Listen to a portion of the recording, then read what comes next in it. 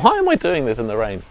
What is up, my bodyweight warriors, and welcome back to another video. Today I want to go through the very asked question, and that is, what is the best method of stretching? I actually got asked this in last week's video by my man Nils, and I thought it was a really great topic just to kind of break the ice and cut the bullshit and get to an answer that you can actually use and apply. There's all these types of stretching. We've got end range work, we've got loaded mobility, you've got ballistic stretching, you've got all of these different kind of phrases and things that are thrown about, and it can get confusing. I do understand it can get confusing. What is the best one to use? What's going to give me the best progress for my stretching? And ultimately, the answer is going to be, it depends. I know that's annoying, maybe for some of you. I will explain what I mean in a second, but let me first briefly explain to you the three kind of categories that flexibility training is going to come under. To explain this to you, I'm going to use an example of hamstring flexibility so that it becomes a little bit more clear. First of all, we have dynamic stretching. This is the idea of moving through a range of motion with the goal of increasing that range of motion progressively and also increasing the speed of that movement. A great and very simple example of this for the hamstrings would be doing a simple kick with your legs straight in front of you. This would be a dynamic stretch for the hamstrings. Next, we have active static stretching. So this is when you're using the agonist muscle, so that's the opposite muscle to that being stretched, to hold yourself in a position. So a great example of this would be simply holding your leg out in front of you. So basically a static version of that kick that we do in the dynamic portion. Finally, we have passive static stretching, and this would be simply relaxing into a position of stretch and going through basically your passive range of motion. All of the types of stretching that we chat about is going to fall into these categories of stretching. But there is obviously that main question, underlying question, what is the best method?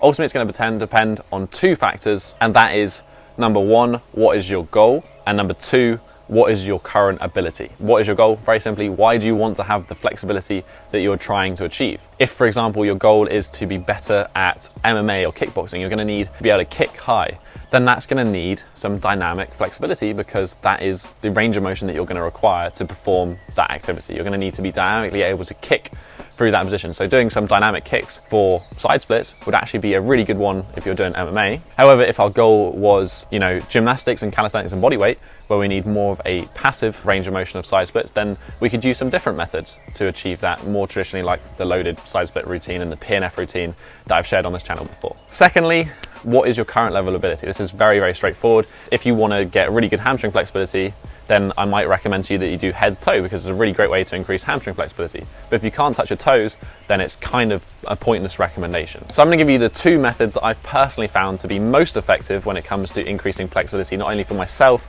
but also for the clients that I work with. So number one is PNF, proprioceptive neuromuscular facilitation. This is just a fancy way of saying contract to relax stretching. When you contract a muscle when you're stretching, you basically get a post-contraction relaxation, which allows you to go deeper into a stretch than you previously were able to. It's basically kind of tricking your body into going deeper into a stretch. This can be very effective at pretty much any level of flexibility, which is why I recommend it. It's also been shown to be the most effective when it comes to increasing that passive static level of flexibility, which will actually also increase active flexibility as well. A very simple way of performing PNF is basically contracting the muscle that's being stretched, holding it for about 3 to 5 seconds, relaxing, going deeper into the stretch, and performing this 3 to 5 repetitions per set. The second method that I found particularly useful is basically loaded or strength training when it comes to mobility. So a great example of this would be the Jefferson curl, something I've recommended numerous times on this channel for increasing hamstring flexibility.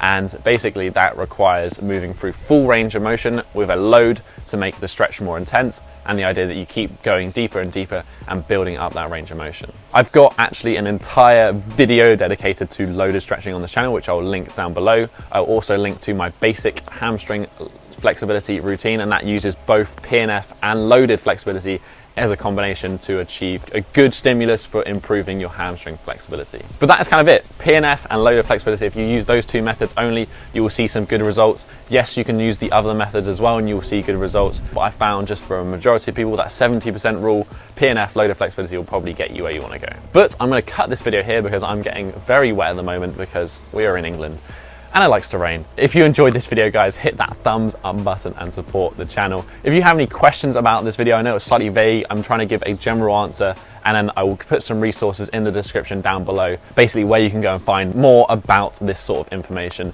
But if you do have any questions, don't hesitate, go join down and join the conversation, leave a comment, and I'll do my best to respond to you. You can also hit that subscribe button as we are so close to 100,000 Bodyweight Warriors strong. But that has been it for this week, guys. Have a strong and stretchy week. Peace.